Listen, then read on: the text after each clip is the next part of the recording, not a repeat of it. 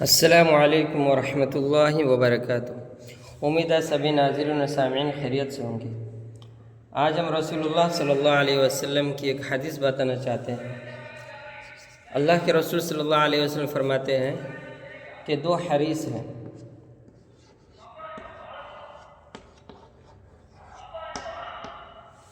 دو حریث ہے، ایک علم کا حریث ہے،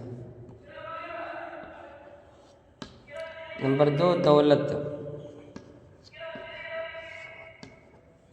یعنی دنیا۔ دو حریث ایسے ہیں جن کا کبھی پیٹ نہیں بھرتا ہے۔ ایک علم کا حریث ہے، انسان کو اگر علم سے محبت ہو گئی، علم سے دوستی ہو گئی، وہ کبھی نہیں کہے گا مجھے علم مل گیا، مکمل ہو گیا۔ ہمیشہ وہ یہی سوچے گا مجھے علم کے اعتبار سے میں زیرو ہوں، اور اس میں بھرپور کوشش کرتا ہے علم حاصل کرنے کے لیے، رات دن اس میں ایک لگا دیتا ہے۔ جیسے کہ ہم تابعین، طبع تابعین، اسی طرح بزرگ امت کو دیکھتے ہیں، علم کے لیے رات اور دن پورا محنت کرتے تھے۔ ایک صفحہ، دو صفحہ، تین صفحہ، بلکہ ہزاروں صفحہ ایک دن میں مطالعہ کرتے تھے، اور رات رات بھر سوتے نہیں تھے۔ ہمارے ہندوستان میں بہت سارے ایسے علم کے متلاشی اور علم کے حریث لوگ ہیں جن کا ہم آج تصور نہیں کر سکتے ہیں۔ دن رات اکٹھا کر کے علم حاصل کرتے تھے، حتیٰ کہ بعض ایسی روایت ہے جو سڑکوں پر کھڑے ہو کر رات رات بھر مطالعہ کرتے تھے۔ سڑکوں پر جو سرکاری روشنی ہوتی ہے روڈ میں، وہاں پر کھڑے ہو کر رات میں مطالعہ کرتے تھے، اس لیے گھر میں چراغ نہیں ہوتا تھا، تب باہر جا کر علم حاصل کرتے تھے۔ اس کو کہتے ہیں علم کا حریث، جو رات اور دن اکٹھا کر دیتے علم حاصل کرنے کے لیے، علم سے، کیونکہ اس کو دوستی ہو گئی ہے۔ اور رسول اللہ صلی اللہ علیہ وسلم کا یہ علم نبوت ہے، علم قرآن، اس میں بہت زیادہ شغف رکھنے والے، علم یہ نہیں کہتا ہے کہ میں اس سے سیراب ہو گیا ہوں، بس کہ اور اس کو حاصل کرتے تھے، اور اس کو حاصل کرتے تھے۔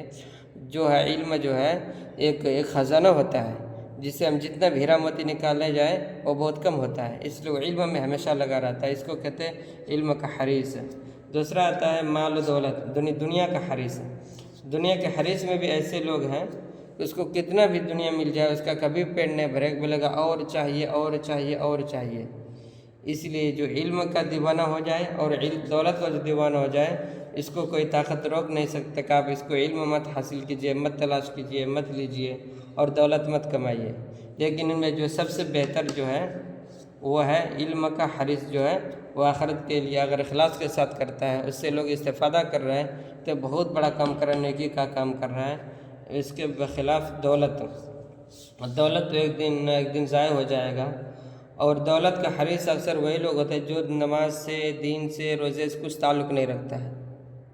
وہی لوگ اگر دین کو چھوڑ کر، اسلام کو چھوڑ کر، یعنی اعمال کو چھوڑ کر دولت کمانے میں لگا ہوا، تو یہ 100% غلط ہے کہ نماز روزے کو چھوڑ کر صرف دولت کمانے میں لگ جائے۔ یہ اسلام میں ممنوع ہے۔ اسلام میں یہ ہے کہ اعتدال پر رہے، دولت حلال طریقے سے خوب کمائیے، لیکن ساتھ ہی ساتھ اللہ کا ذکر کیجیے۔ جب اذان ہو جائے تو کاروبار چھوڑ کر مسجد کی طرف دوڑے۔ اسی طرح دولت اگر ہے تو اس کا ایک تقاضا ہے، اس میں سے زکوٰۃ نکالا جائے، صدقہ کیا جائے، اللہ کے راستے میں خرچ کیا جائے، لیکن علم کے اعتبار سے نہیں۔ علم میں کیا ہے، اب جتنا زیادہ خرچ کریں گے، یعنی دوسروں کو سکھائیں گے، علم میں اور اضافہ ہوتا ہے۔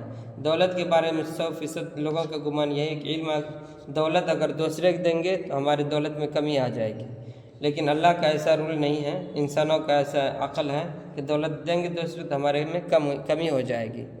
اگر آپ دولت نہیں دیتے لوگوں کو، صرف کما رہے ہیں، حالانکہ زکوٰۃ واجب ہے، حج واجب ہے، کہ دولت کا ہمارے لیے وبال جان بن جائے گا۔ اس لیے دولت نہیں بلکہ علم کا حریص ہونا چاہیے۔